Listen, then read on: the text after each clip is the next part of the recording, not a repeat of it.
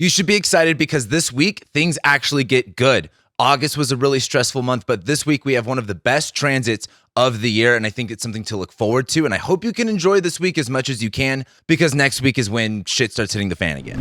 Welcome back to the Astrology Report. My name is Cam White. If you don't know me already, I'm a professional astrologer. I've been doing this for over 8 years, and I'm so excited you guys can be here with me today. We are talking about September 9th through September 15th of 2024, and we have some exciting highlights to discuss. Number one, Mercury goes back into Virgo, back into its home sign. We will also have Mercury leave shadow. So all of the Mercury retrograde stuff that we had to deal with over the past, month and a half, 2 months is finally done. And one of my favorite highlights of this week is we have Venus trining Jupiter. Venus is in Libra, trining Jupiter in Gemini.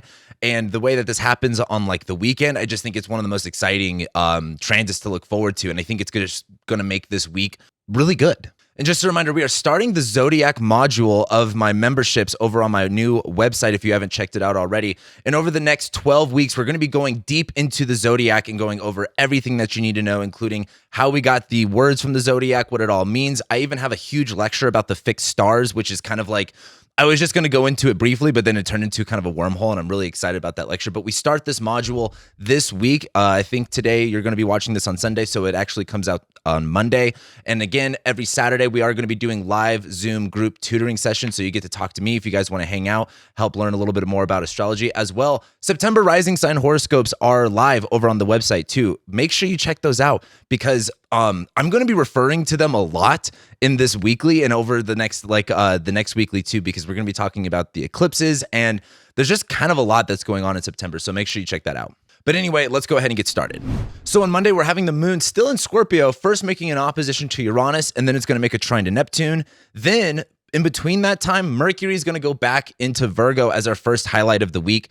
And then we'll have the moon ingress into Sagittarius and immediately make a square to the Mercury transit into Virgo. So what I like about the moon in Scorpio going opposite Uranus and trining Neptune is that there's just seems like this kind of creative inventiveness, like being able to see a bigger picture, or at least find a way to figure things out. And what I like about it too is, the moon's fallen in Scorpio. There's this I don't want to just say negative emotion, but struggling with processing our emotions, especially now that Mars is in Cancer. But what I like about this is sometimes you just get so upset, or you get so fixated on something that you force your way into thinking of a solution. You force your way into being no, I don't ever want to experience this again. What can I do to fix this problem? And that's the kind of vibe I like, or I should say that's the kind of vibe I'm seeing for Monday morning. And then Mercury goes into Virgo. There's a lot of clarity with thoughts and plans, albeit Mercury is still in shadow for Monday and Tuesday. It leaves shadow on Wednesday. So we got about 2 days of just kind of fixing everything up really quick. We have a little bit more clarity. We have a little bit more foresight. We're not as Mercury in Leo is so just loud and proud and just needs to see the vision. Mercury in Virgo is much more analytical, detailed, being able to be organized. And so I just think on Monday, there's this level of feeling more organized, feeling more like you have your shit together that starts, which is really nice. But then the moon goes into Sag. And there's this immediate feeling of excitement and adventure and feeling, again, good. The only issue is right after the moon ingresses into Sag, it immediately makes a square to Mercury and Virgo. And a lot of this is just going a little bit too fast and needing to hold your horses a little bit. While Mercury's in Virgo, Mercury is in the superior position here. I had a question about this over in the Discord, which again, you get access to the Discord if you remember, about superior planets. And the thing is, what you want to do is, for example, Parker, if you want to make the chart Sag rising, moon is going to be in the first house, Mercury is going to be in the 10th house. What superior means is when a planet is in the 10th house from the planet it's aspecting. That just means it's in the superior position. That just means it's kind of it's like your boss, for example. And so with Mercury in the superior position and the moon in Sag, ingressing and making that square, the moon in Sag is hey, I'm excited, I want to go. But Mercury in Virgo is hey, you actually have a checklist that you need to, start working on. Do you have this? Do you have that? There's a lot of excitement and wanting to go, but it's just not getting too excited to where you forget things or that you don't cross your T's and dot your I's. So on Monday, feel the excitement, get ready to go, but just make sure you have everything that you need to have.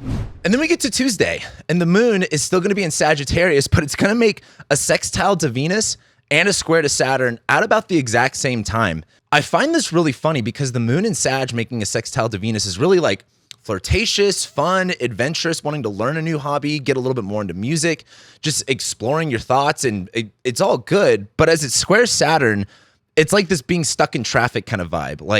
the moon squaring Saturn is typically like a no, or things stop, or things slow down. But I think as the moon makes a sextile to Venus, it's like, every now and then I have to drive to California from Denver. It's a long ass drive. It takes a really, really long time. And I always end up having like 2 or 3 hour long podcasts that I want to consume during that time. And it makes it a lot more enjoyable. The way I look at Tuesday is, hey, like there's going to be a slowdown. You're going to have to pause because it's Saturn in Pisces. It's the moon in Sag. It's like the moon in Sag is much more concerned about going from point A to point B. Saturn in Pisces is more so of like, for example, it's easy for us to say, I want X or I want Y and I want to get there. But what we figure out is on that journey, on that, road to get there, we have to become different people. We have to change our attitude about things. And that's the way I really look at Sag and Pisces. It's really easy for us to imagine what's next for us and that it's going to be easy to get there. But we realize as we go through it, we have to change as people. We have to change our beliefs, our ideas, and again, restore faith. And that moon and Sag squaring Saturn and Pisces is just so like, oh yeah, huh? In order to get where I want to go, I can't be the person that I am today. I have to be a different person. I have to be the kind of person that can do those things. But the moon sextiles Venus. There's something fun and enjoyable about it. It's like, for example, you're listening to music while you're stuck in traffic. You are, like if you are with your friends going on a road trip to the beach, you're stuck in traffic, but you guys are having a good time. You're laughing about it. It's not that big of a deal. So Tuesday is kind of funny for that. Like there might be a little bit of frustration because things will go a little bit slow, but there is something for you to enjoy doing in the meantime. And then we get to Wednesday, and the moon will still be in Sagittarius, but it's going to make an opposition to Jupiter, and then it's going to square Neptune. And then our highlight for Wednesday is Mercury finally leaves shadow, but Mercury leaves shadow while it's in Virgo. It makes a sextile to Mars in Cancer. And when I was doing my rising sign horoscopes, I kept looking at this transit as like, this is so peculiar. Like there's something there in my opinion, and we'll talk about that. And then after that happens, the moon ingresses into Capricorn. So while the moon is in Sagittarius and goes opposite Jupiter, there's this excitement of seeing the big picture. Again, Jupiter is in Gemini, where if Jupiter's about faith and belief and, again, big picture stuff, it's in detriment in the zodiac sign of rationality and communication. This is why I think last week I talked about this of like, I'm feeling too overwhelmed with all the informational podcasts. Like I've just been tuning out and listening to music. The moon in Sag opposite Jupiter and Gemini is kind of like, you're more excited to go. You're not really excited to like pay attention to the details. Like sometimes the vision is more fun than like weeding out the details or weeding out the specifics. However, I do think that there's a level of excitement to it. And as the moon squares Neptune, there is this kind of like confusion. But what I really like about this kind of moment in time with Jupiter and Gemini and Neptune and Pisces and the moon going in between them, like activating that, there's a level of like fantasy play. I think it's really important to kind of tap a little bit more into what fantasy and idealism and romanticism looks like for us. Something that I'm going to talk about in my 2025 rising sign horoscopes, because I'm working on those right now, and they're going to be really long videos. March of next year is some of the most delusional time ever. And it's the way I've been looking at it is it's like when all hope is lost, you just get to a point of like, there's nothing else that's going to get you through it besides just being like, resisting it. Like I've been getting into manifestation stuff again. And like when you get into like manifestation stuff, it's like you can't accept what, you can't, what's the word I'm looking for? Connect your emotions to a specific reality. Like if something's not working with you, you can't resonate with that. You have to deny that. You have to like resonate again with the outcome that you want. And I look at next March, really March and April, when the North Node is in Pisces and it's conjoining Neptune in Pisces, with Venus retrograde in Pisces, with Mercury retrograde in Pisces. There's so much of like, you just kind of have to believe. Like you're going to have to throw all of that out the window. And why I'm bringing that up is with the moon squaring Neptune, I think as we start getting closer and closer to that timeline, I think it's important to like get a little bit more into that mindset. I think right now a lot of people are really struggling with like how things really look. And don't get me wrong, in any sort of timeline, people are either doing good or bad. It really doesn't matter what the economy's doing or politics or whatever.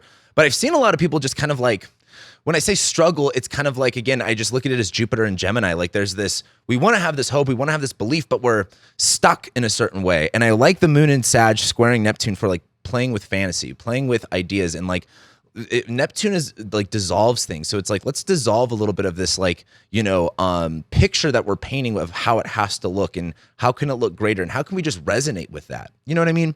This is me being like really optimistic right now, but I really like that for Wednesday.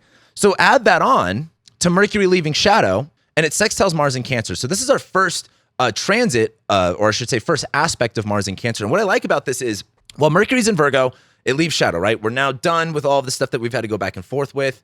We're moving on to new territory. Mercury is in domicile. It is exalted. It is not combust. It is not under the beams. It is working really, really well. So there's a level of understanding. There's a level of communication. There's a level of clarity and organization that's really powerful on Wednesday. And it sextiles Mars in Cancer. As I've said, Mars being in Cancer, we're having to like do some really deep inner work. Mars is about fights, conflicts, and energy and drive. And there's a good way and a bad way to look at it. Like Mars in Cancer is like, we might feel a lot more emotionally insecure. We might feel a little bit more crabby and reactive and defensive because we might feel a little bit more insecure. Like we can't do the things that we want to do.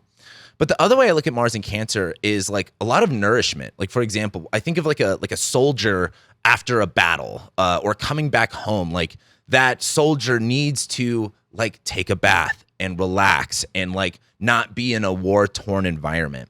And so with Mercury in Virgo making the sextile to Mars in Cancer, there's some level of like clarity of communication that like helps us alleviate what this Mars in Cancer stuff is. Maybe that's having a conversation that you weren't expecting to have, but the conversation goes well. It's a sextile here, so it's not like you are making a plan to have this conversation with someone, but with Mercury making that sextile to Mars in Cancer, it ends up happening, anyway. It ends up happening in an organic way. And you get to talk about stuff that might be a little bit more of a struggle to talk about. And there's a little bit of clarity to it. There's a little bit of ease to it.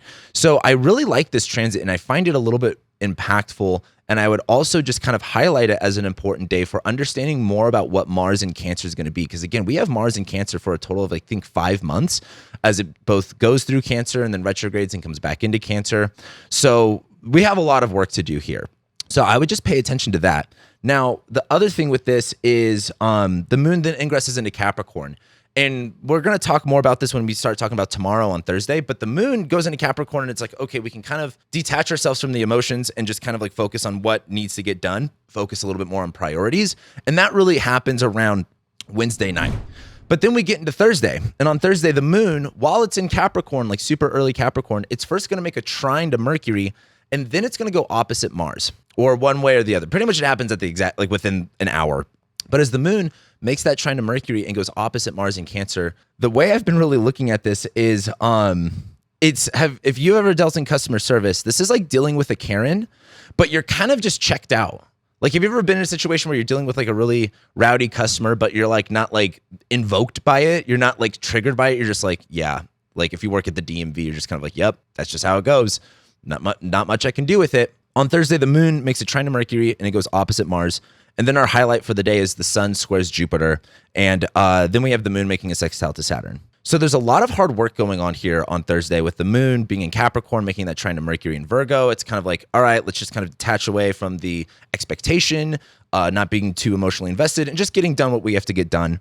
But as the moon goes off opposite Mars in Cancer, it is having to like deal with a stressful situation that can trigger your emotions. Mars in Cancer is very back and forth. Again, I just think of like a Karen type archetype of someone who is irrationally angry and upset and goes by, their emotions. But the moon in Capricorn is just kind of like, you're not fazed by it, I guess. Like it's not triggering your emotions that much, which I think is nice.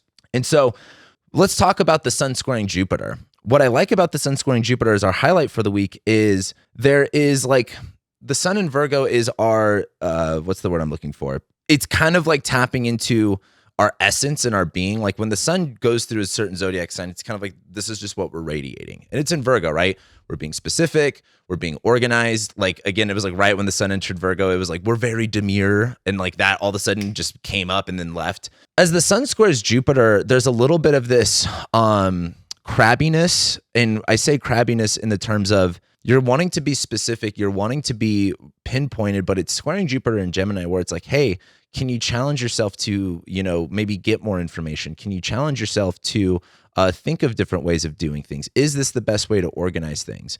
There is a level of expanding like your own self here where it's like, okay, there's times in life where it's easy to, have you ever been resistant to something? Like, for example, I remember when I was a kid, I never wanted to try avocado. I just didn't like it. Was green. I was like, ucky. And then I don't know. One day I was just like, let me try avocado. Like that's kind of the vibe of the sun square Jupiter, where it's like it's a little bit easier to try something, albeit you're not like it's not the sun trine Jupiter where you're like I'm gonna try this thing. It's like someone just suggesting it. You're like, you know what? Let me try this thing.